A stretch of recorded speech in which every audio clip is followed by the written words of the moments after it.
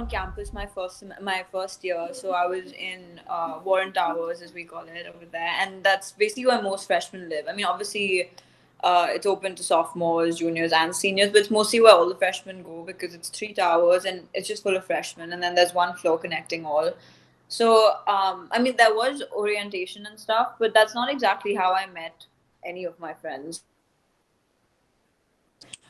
It honestly happened mostly because of where I was staying. So, again, like I said, there were lots of freshmen in the building, and sometimes you just happen to bump into people more than others, and so and everyone's so scared. It's intimidating being in college alone for the first time for most of us. Some may have gone to boarding schools, so it may be different for them, but at least for me, I went to a day school in Delhi, so it was intimidating. I was always scared to approach someone at first, but then someone told me that they're just as scared as you are. If in case they can't approach you, it's okay to approach them. If anything, it'll make them feel better.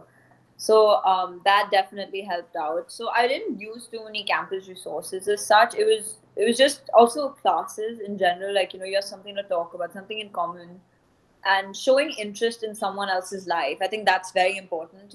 Be it someone else's culture. Like I mean, I'm from India, and people were very fascinated by that. To be honest, they all thought it was very exotic, even the accent and everything. So you just need to be open to other people and hear them out, and at the same time have something to offer. Unless you like have something to bring to the table, it's not going to attract people. So you don't have to be brilliant. I mean, I for one know that I wasn't the brightest student, and it's just you have to offer something. Unless you have Wonderful. Yeah, that's amazing. So good to hear that you were able to find your niche and also settle in and learn so many things about people and how you can connect with them.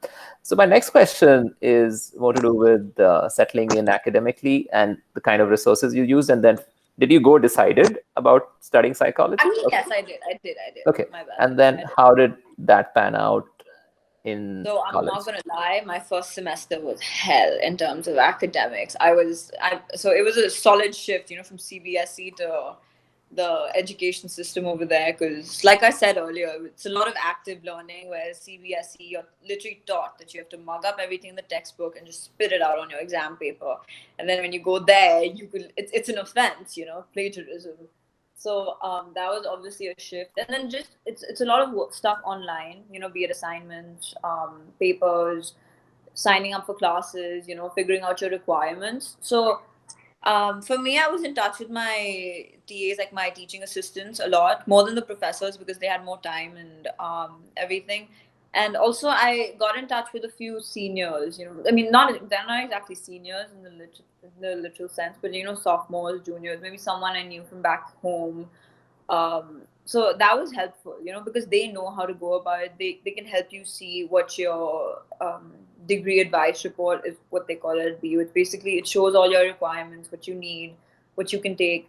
So they helped me through that, and then once I got the hang of it, it was much easier. But it's okay to be confused at first. I mean, it took me a while for sure, but by the second semester, I finally got an idea of requirements and credits and everything. So it was Fantastic. challenging, but honestly, now that I come to think of it, that it's such a great education system. Honestly, it's wow. And also beyond psychology, the gen eds and other courses, which courses do you find memorable beyond psych? Yeah. Surprisingly, I took this really random course. It was the philosophy of architecture, and it was primarily a writing course, but it was based on the philosophy of architecture. We had to read books about buildings and how like what's good architecture in one's eyes, and what would one say about this. And I think the beauty of it was that I had to leave the classroom to finish my assignments. Like I had to go pick certain buildings in Boston, and I'd have to go analyze them and write about that from like someone else's perspective. So it would help me gain that understanding as well as kind of shape my own. I wasn't exactly following on. Maybe I liked something out of this one, something out of that one. So I took that course, and now honestly, not that I know much about architecture, I'm still pretty oblivious. But like it just changes the way you look at buildings sometimes. It's like it's an interesting perspective. I won't say I Right. know very much. I still have a long way to go if I was interested, but it's just interesting. And then I took another philosophy course. It was about existentialism, and it definitely made me question myself a lot. But I guess that's a part of the challenge altogether. You know. All right. So now tell us a little bit about psych. And did you go thinking you'd be interested in clinical psychology? And what are the different tracks students typically explore? So this is more like an educational question for our listeners who are interested in psychology. So yeah, go ahead and elaborate. The good thing about liberal arts over there is that you can try out different courses and then decide what you want to stick with. So for me, even though I'm majored in psych right now, it doesn't mean I have to necessarily stick to clinical psychology. I could get into marketing. I could get into, social psychology. I could get into organizational psychology, clinical psychology, counseling. Be it career counseling or something. It just opens up so many options. And my favorite course I took throughout college is hands down this course called Drugs and Behavior, which was with my favorite professor again. It's basically you study the human body, so it's like you're studying the physiological effects of drugs as well as like the psychological effects of it. And like I found this course so interesting that I went up to my professor once the course was over, and I was like, and he used to talk about his lab all the time. And I was so fascinated by the research he did that I just asked him, I was like, I really want to work in your lab. And he sent me the application. I filled it out. And then that summer, I worked with him as well as another lab. So it was just, one thing led to another. So it's not that everything's separate, it's all kind of intertwined. So, it maybe that's not how it always works out. But I think faculty over there also, it's fascinating how much they can actually help you. I never knew that my Makes freshman year. sense. Amazing. So if a student is interested in clinical psychology, what are the courses, as in requirements, and what do you actually do in terms of practicum, and apply or do internships or sort of do other activities that help you understand what it's like in practice? So, for me, I actually didn't do too much clinical work. A lot of it was research based. So my was this last summer? Yeah, last summer I worked at two labs. One was with this professor. It was this psychiatric facility called McLean Hospital, and over there we were, as awful as it sounds, we were using lab rats to experiment the effects of drugs and addiction. So we were studying addiction. So that was one. And then I just happened to come across this other internship, which sounded really interesting over at Harvard University. There was a lab. And that was social psychology, where we studied how different people from different cultures perceive other cultures. So we'd call them in, tricking them into thinking that we're doing a DNA ancestry study. And then, maybe if a Caucasian man walked in, we tell him, he's 7% Italian or something. We'd want to see what their reaction is.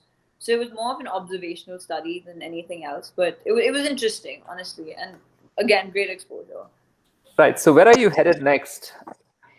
Oh my gosh, honestly, after this Yeah. year, that's a big Right. question mark. Yeah. But for me, as of So sorry. But yeah, I guess. for now, I have a job at this. I mean, I don't have it yet, but I'm still in talks with this with someone over at this psychiatric facility in Delhi. It's called in Gurgaon. It's called Sukoon. So I think it opened up about 5 6 years ago, and I think they have a more progressive take on mental health care. And honestly, after this pandemic, a lot more people will be needing it.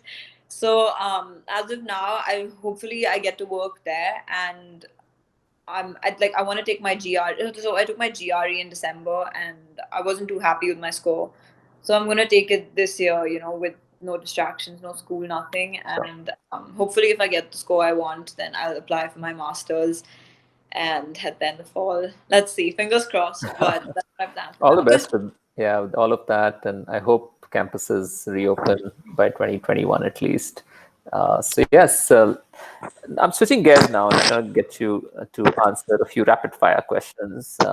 First thing, if you were to pick three words that describe your strengths, what adjectives would you pick?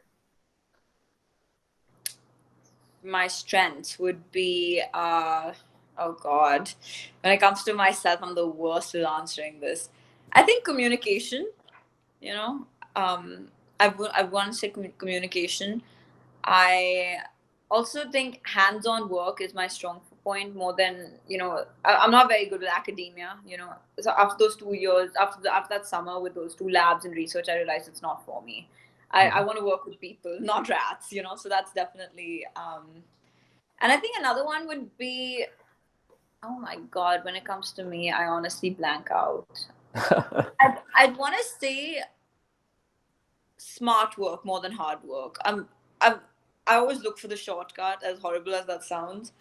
And sometimes that's worked out for the best in a way that I've seen someone struggle so much, for the same thing, and I didn't have to do so much. And at the same time I did 5, 6 other things and I managed to achieve the same thing as someone else. So I definitely think smart That's work. great. If you were to look at your life in terms of high school, college, and now back home, what are the things that you feel were moments of learning, or where you made a mistake, or you kind of goofed up in some ways and it was embarrassing? What were the reflections from such moments? My freshman year, my first semester, definitely taught me a lot. Because when I went there, I was under this impression that college is just a 4-year party. And then I got there, and obviously it hit me like a truck because it involved a lot of hard work, a lot of hours of reading, studying, all that. So that definitely put me in my place because my first semester, my GPA wasn't all that great. I more than just feeling bad about it, I was embarrassed because like I'd done so much to get through to college, and then it was all going to waste. So then after that, I decided to pull my socks up, and I was like, this is not how I want this to go, because it's expensive, it's good education, not everyone has access to it. I felt privileged to have that opportunity, so I wanted to make the most of it. And seeing the way I went my first semester, that's not how I wanted to go.